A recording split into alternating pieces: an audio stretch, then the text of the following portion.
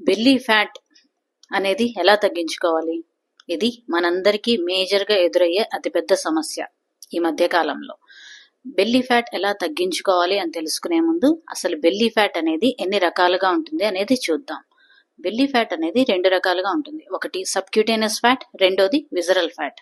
Subcutaneous fat అంటే అది just మన చర్మం కిందనే ఉంటుంది.